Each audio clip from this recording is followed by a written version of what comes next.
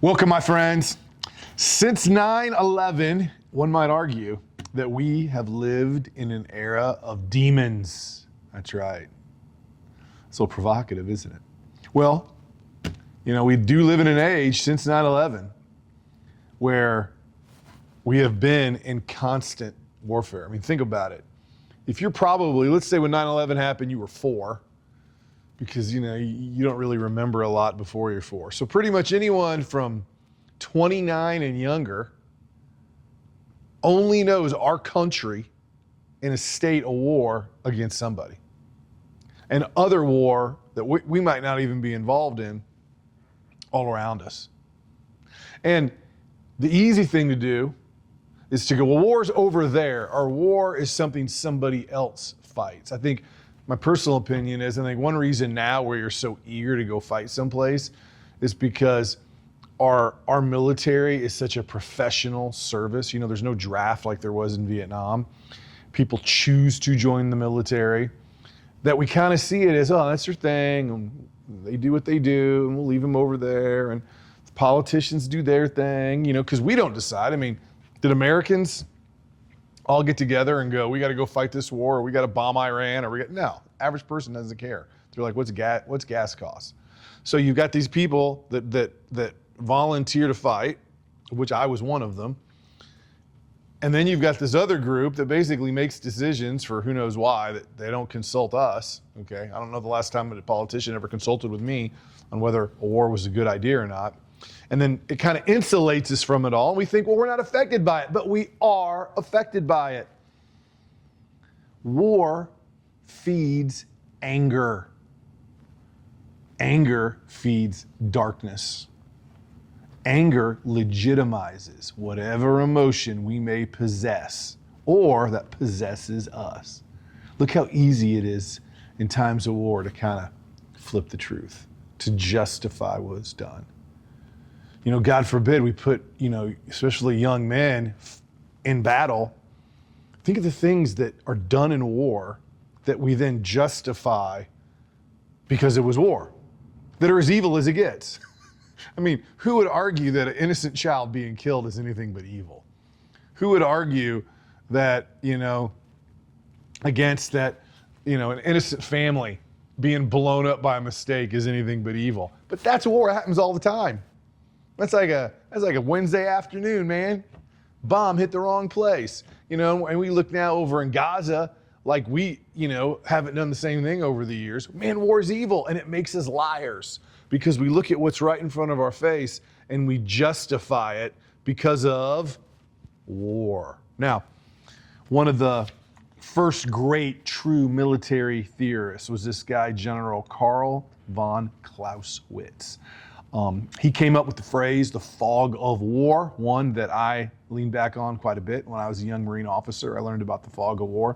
Basically, the fog of war is that you think you have a plan, but there's so many interactions and there's so many factors that play off of each other. The second that the bullets start flying, your plan goes out the window. And all of a sudden, everything is very confusing. Well, the fog of war can apply to all aspects of life. Relationships, businesses, sports, you name it. Well, Carl von Clausewitz, here's what he had to say about war and what it does. War frees the primal passions and raw violence that society tries to keep locked away. We try to keep it locked away. It's why serial killer is so dramatic to people, because it's not that, people walk around worried that a serial killer is going to kill them. We walk around thinking everybody's polite, everybody's nice. There can't be a serial killer in our midst, And then all of a sudden we hear something about someone like the BTK killer, who was an upstanding citizen in his community and went to his church. I mean, the bind, torture, kill killer, his name was Dennis Rader.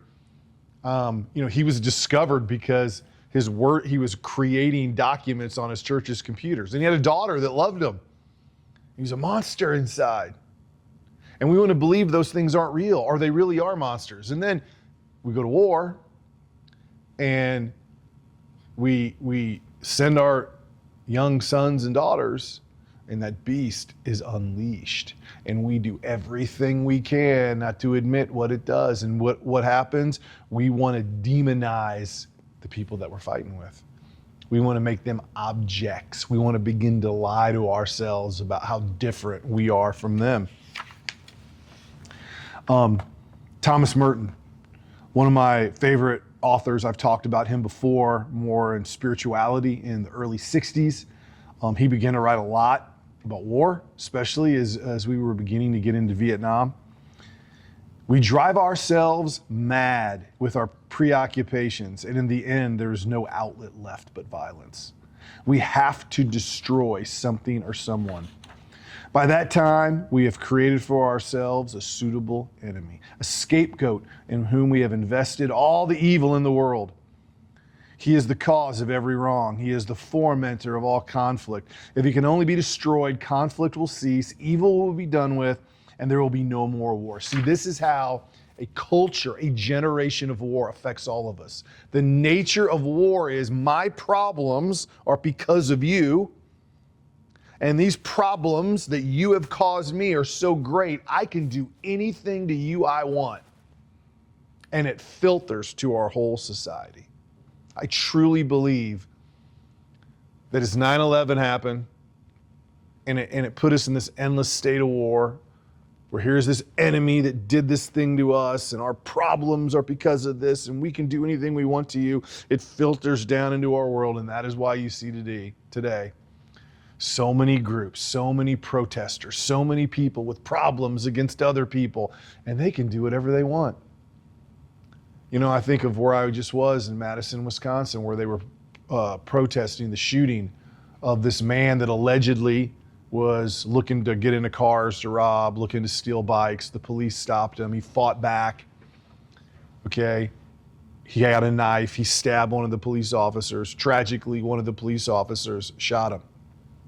That's bad enough. Well, then what was interesting, the protesters where it happened create this autonomous zone. And I actually drove by there when I was there. And you know what you sensed? Darkness. Because when you looked in those people's faces, okay, righteous or not, right or wrong, who knows? I guess we'll find out. But you know what you saw? You saw the same attitude of war. You saw the same, our problems are because of you, police officer, because of you, government, because of you, white person, because of you, black person, because of you, Muslim person, because of you, Jewish person, whatever it is. And because of that, we can do whatever we want. We can throw vomit on people we don't like. We can use drugs openly in the street. We can start fires. We can keep people from their homes. We can do whatever we want. And that is a culture of war and a culture of violence and a culture of demons. That's what it is. Now, I found this poem. I didn't even know it existed. When I was a kid, I was a Doctor Who fan, the old Doctor Who. And in the recent seasons of Doctor Who, because it's been in production for many, many years over in England, one of the showrunners, Stephen Moffat, who is a showrunner and a writer for Doctor Who, I believe from 2010 to 2017, he wrote a poem that was read in the show. And you know, when I was looking for content for this, I ran upon it and I go, man, this is our generation now. And here's his poem. Demons run when a good man goes to war. Night will fall and drown the sun when a good man goes to war. Friendship dies and true love lies. Night will fall and the dark will rise when a good man goes to war. Demons run, but count the cost. The battle's won, but the child is lost. And what breaks my heart so much, because as this has happened since 9/11, that's been when I did all my speaking. I've been in prisons, I've been in juvenile prisons, I've been in halfway homes, I've been around a lot of young people and a lot of kids.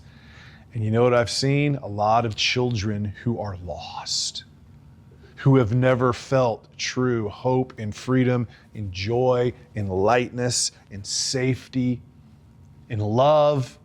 a bunch of people around him that love him. Man, I remember growing up as a kid, being down in Mississippi with my relatives, and you'd go to Ma Dick's house on a Sunday, and there'd be 50 people there, and they all loved you. And they were all happy to see you. And they all had problems, and they all had issues, and they all had things that, didn't make them perfect. But when we all came together, we loved each other. And you felt safe, and you felt light, and you felt like it was gonna be okay. And you know what else you did? You didn't blame anybody.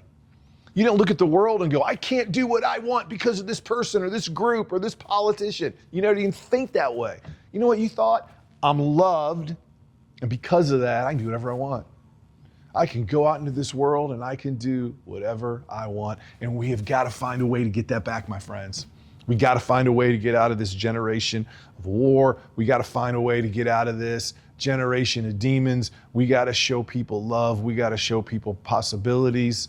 We got to show that you can come together in a group and stand up for something, and you don't have to burn things down. You don't have to let the darkness set in.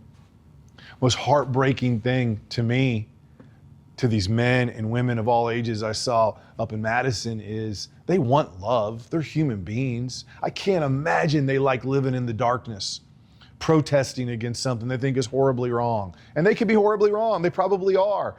You stab somebody, bad things are going to happen to you. Don't stab the police, okay? Don't steal from people, Don't rob from other human beings.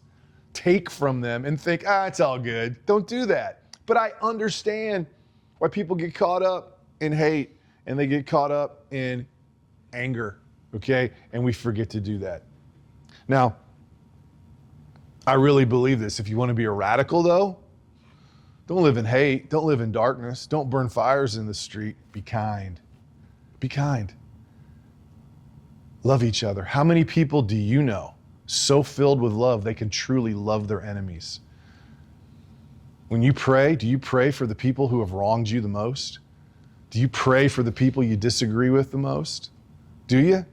Because that's love.